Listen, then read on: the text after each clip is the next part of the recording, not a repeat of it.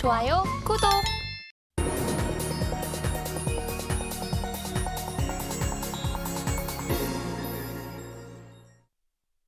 네, 앞서 살펴본 조간 브리핑 중 전문가는 어떤 부분에 조금 더 초점을 맞춰봤을까요? 오늘의 일면 헤드라인입니다.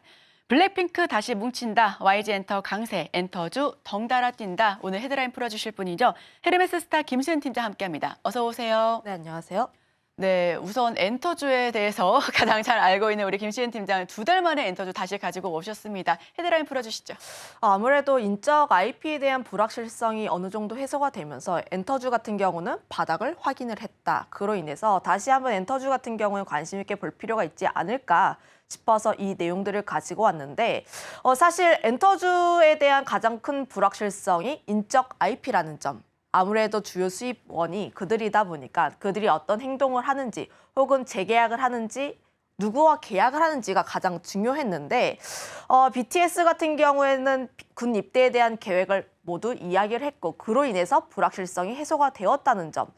블랙핑크 같은 경우에는 전원 그룹 활동 재계약을 체결을 했는데 물론 이 이야기가 원래는 8월 달에 나왔어야 했어요. 8월이 계약 만료일이다 보니까 그때 계약을 하는지 안 하는지 적어도 그 유무라도 알려줬어야 했는데 결국은 12월 달 되어서 그룹 활동은 재계약을 체결을 했다. 물론 워낙 블랙핑크라는 기업이 덩치가 워낙 크기 때문에 개별적인 활동은 어떻게 진행이 되는지 아직 협의 중에 있고 계약 금이라든지 정산 비율 같은 경우는 구체적으로 나왔지 않기 때문에 수익성 같은 경우는 그렇게 좋지는 않을 것으로 보고 있습니다. 다만 이렇게까지 덩치가 큰 그룹이 재계약을 진행을 하면 통상적으로 수익성보다는 그 상징성에 조금 더 주목을 해보시면 좋을 것 같고 불확실성이 해소가 되었다는 측면에서 YG엔터가 가지고 있었던 안 좋은 점들을 좀 털어버렸다라고 생각을 해보시면 좋을 것 같습니다. 특히 블랙핑크가 가지고 있던 부분이 YG 쪽에서의 굉장히 큰 매출 비중을 차지한다는 점. 특히 영업이익에 대한 기여도 자체가 80% 정도에 육박하다 보니까 블랙핑크가 더 연장이 되는지가 가장 중요했는데 YG엔터 같은 경우에는 그 자사 최대의 IP를 유지를 했다는 점으로 인해서 앞으로 나올 수 있는 신인에 대한 모멘텀도 다시 한번 더 부각이 될 수 있다. 특히 YG엔터가 그냥 신인을 가지고 있느냐 혹은 블랙핑크라는 기업을 데리고 신인을 띄우느냐에 대해서는 좀 차이가 굉장히 크다라고 보여지고 있는데 실제로 보면 좀 지금 나오고 있던 YG엔터의 신인 그룹인 베이비몬스터 같은 경우도 보면 실제로 데이터는 잘 나오고 있어요. 반응 자체는 굉장히 긍정적으로 나오고 있는데 그 이유가 후광으로는 블랙핑크가 있었다는 점. 그로 인해서 블랙핑크가 재계약을 진행을 하게 됨으로써 이 신인 그룹에도 다시 한번 관심이 모아질 수 있다. 플러스로 아직까지 베이비몬스터 같은 경우는 신곡이 살짝 올드해요. 국내 사람들이 듣기에는 살짝 시대에 뒤떨어졌다라는 평이 이게 많습니다. 조금 더 들어가면 그동안에 이제 YG 그룹을 담당했었던 테디가 빠졌기 때문에 이게 약간 좀 약간 좀 트렌디하지 않다라는 이야기도 있는데요. 그날 베이비몬스터가 데뷔했을 당시에 저희도 이야기를 나눴었거든요. 이게 어떻냐라는 이야기를 서로 했을 때 좀 애매하다라는 이야기가 많았었는데 예전에 블랙핑크나 2NE1이 나왔을 때랑은 이번에 이 베이비몬스터 같은 경우에는 조금 좀 사뭇 다른 느낌? 우리 팀장님께서는 어떻게 보세요? 해외 쪽은 좀 다를까요?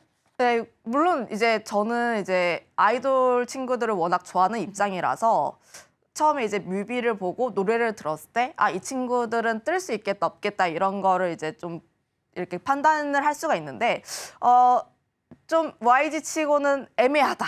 하지만 글로벌적으로는 블랙핑크에 대한 후광이 있기 때문인지 반응 자체는 굉장히 좋았다는 점. 실제로 보면 베이비몬스터가 유튜브를 통해서 경연을 하면서 성장을 해왔습니다. 팬덤 자체가 굉장히 견고하게 나와주고 있고 코어 팬덤이 있다 보니까 실제로 보면 해외에서는 좀 긍정적인 반응들을 보여주고 있는데 관련했을 때 뮤직비디오가 데뷔하고 하루 만에 2천만 뷰가 찍혔고 어제 기준으로는 7천만 뷰가 나왔다는 점. 특히 빌보드 쪽에서 200에서 101위.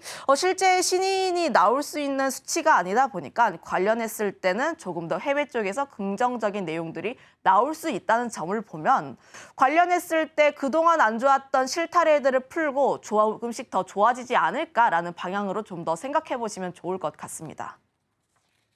네, 말도 많고 탈도 많았던 엔터주. 하지만 이제 좀 상승 쪽으로 전환을 할 수 있을 것으로 트리거가 보여지고 있는데요. 그렇다면 여기서 투자 포인트는 어떻게 잡아봐야 될까요?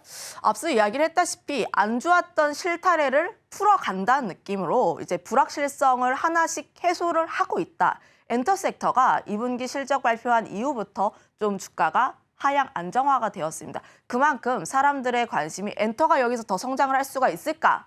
가 좀 주요 머릿속에 나왔었는데 관련했을 때 엔터주의 하락을 이끌었던 주요 불확실성 요인이 첫 번째로 블랙핑크의 재계약 이슈, 두 번째는 A2K 프로젝트의 성공 여부, 세 번째가 실적에 대한 부분, 여기서 더 성장을 할 수 있을지, 특히 에스파라든지 스트레이키즈 1군 아티스트가 초동이 역성장하는 것을 보고 엔터는 여기서 성장이 멈춘 것이 아니냐라는 우려가 있지만 관련했을 때 하나하나씩 조금씩 불확실성이 해소가 되어 있다라고 보시면 좋을 것 같아요. 특히 A2K 프로젝트 같은 경우에는 지금 씨앗을 뿌려놨고 이번 올해 씨앗을 뿌려놨고 그 씨앗이 내년 같은 경우에 더 크게 빛을 발할 수 있는 시기다 보니까 내년에 조금 더 주목을 해볼 필요가 있다. 엔터 같은 경우는 올해도 중요했지만 내년에 업황 자체가 굉장히 다변화가 되기 때문에 내년 자체도 계속 주목을 해볼 필요가 있다. 특히 엔터 같은 경우는 전 추가 성장에 대한 모멘텀은 미국에 있다. 계속 이 자리에서 엔터 섹터를 이야기를 할 때마다 중심추는 미국에 있어요라고 얘기를 했지만 실제로 보면 미국에서의 데이터가 굉장히 긍정적으로 나와주고 있습니다. 미국 쪽에 대한 음반 수출 자체가 좀 꾸준하게 우상향 추세에 있기도 하고 팬덤도 꾸준히 신규로 유입이 되고 있는 모습.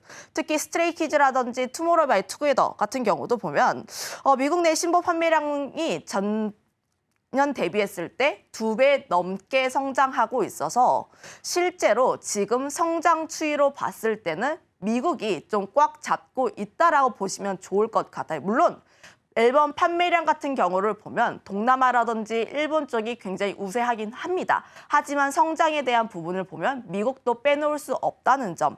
특히 23년 들어서는 빌보드 핫 100에 우리나라 K-팝의 음악이 들어오는 경우가 굉장히 많아졌어요. 그동안 우리나라 아티스트가 빌보드에 이름을 올렸던 것이 빌보드 200이었습니다. 빌보드 200 같은 경우는 주로 앨범 판매량이라든지 팬덤을 주로 봤다면 빌보드 핫100 같은 경우에는 라디오라든지 이런 쪽을 좀 삼기 때문에 대중성이 얼마나 있는지였는데 23년에 좀 빌보드 핫100에 들었던 노래들을 보면 피프티피프티의 큐피드 혹은 슈퍼샤이, 전국의 세븐이라든지 최근엔 스트레이키즈의 신곡이 최신엔 차트인하는 모습을 보여줬습니다.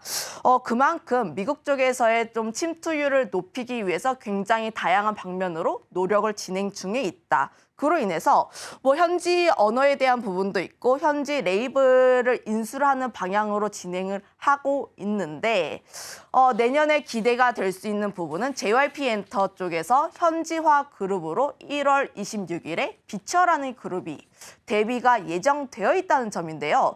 실제로 보면 JYP 유튜브 채널을 통해서 이미 선 공개를 하긴 했죠. 이 그룹에 대해서 경영도 진행을 했고 실제 데이터를 보면 미국과 캐나다에서 예상치보다 더 높은 긍정적인 수치들이 나왔습니다.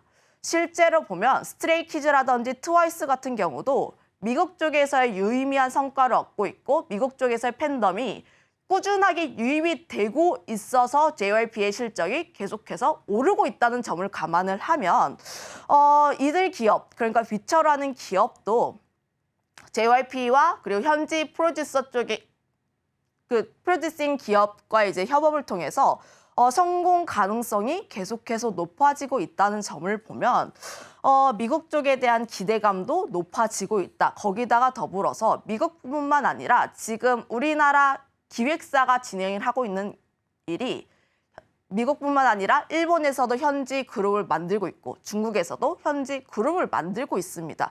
앞으로 한국에서만 한정된 것이 아니라 굉장히 다양한 국가들로 퍼져나가고 있기 때문에 굉장히 업황 자체가 커질 수 있다는 점. 거기다가 더해서 라이트 팬덤도 굉장히 커지고 있는데 그동안은 음반 쪽에서의 판매량이 많아졌다면 앞으로는 콘서트라든지 음원 스트리밍 쪽에 대한 기대감도 굉장히 커지고 있기 때문에 그 부분에 대해서도 기대를 해볼 수가 있다. 실제로 보면 저연차 아티스트들도 굉장히 잘 활동을 해주고 있는데 특히 기대가 되고 있는 쪽이 제로베이스원이라든지 라이즈 같은 그룹들인데 실제로 판매량을 보면 초동 100만 장 우습습니다. 그만큼 앨범 쪽에 대해서도 기대를 해볼 수가 있고 특히 아티스트들도 굉장히 활동이 다변화가 되고 있기 때문에 이런 점에 대해서도 주목을 해볼 필요가 있지 않을까 이렇게 정리하도록 하겠습니다. 네, 전문가는 오늘의 일명 핵심 키워드로 엔터주, 불확실성을 하나씩 해소해 나가고 있다라는 부분에 초점을 맞춰줬고요. 그렇다면 여기서 수혜를 볼 수 있는 최선호주 한번 꼽아보겠습니다.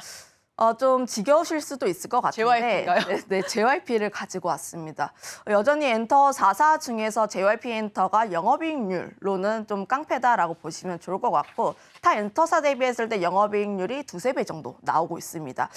이번 4분기 영업이익률 같은 경우도 콘서트라든지 이런 비용이 좀 있다 보니까 영업이익률 좀 감소하지 않을까 좀 우려가 나왔음에도 불구하고 30%대의 좋은 영업이익률을 낼 것으로 기대를 하고 있고 실제로 보면 JYP 엔터 같은 경우에는 4분기, 분기 최대 실적을 낼 것으로 기대를 하고 있습니다.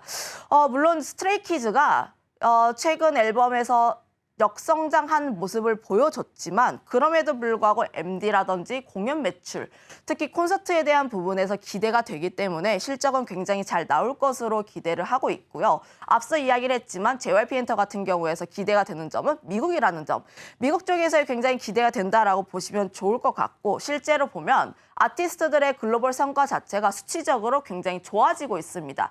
21년도, 22년도 같은 경우에는 글로벌 해외 매출 비중이 50%가 안 되었다면 올해 같은 경우는 3분기까지 누적 해외 매출에 대한 비중이 57%로 훌쩍 넘어가기 때문에 비처라는 그룹이 좀 탄생을 하고 긍정적인 성과를 얻게 되면 굉장히 큰 폭으로 글로벌 성과가 나올 수 있다는 점, 특히 해외 매출에 대한 비중이 높아질 수 있기 때문에 그 점에서 특히 기대를 해볼 만하다. 이렇게 정리 드려보도록 하겠고 트와이스 같은 경우도 보면 실제로 2020년대부터 앨범 판매량은 꺾였습니다. 꺾였음에도 불구하고 매출에 대한 성장세가 지속이 되는 부분이 미국 쪽에서의 팬덤을 계속 이어가고 있고 특히 스타디움 쪽에서 공연이 가능한 몇 안 되는 K-팝 아티스트이다 보니까 이런 점에서 주목을 해보면 해외 쪽으로 좀 나아갔을 때 성장이 크게 기대가 되는 기업은 JYP 엔터다 이렇게 정리하겠습니다.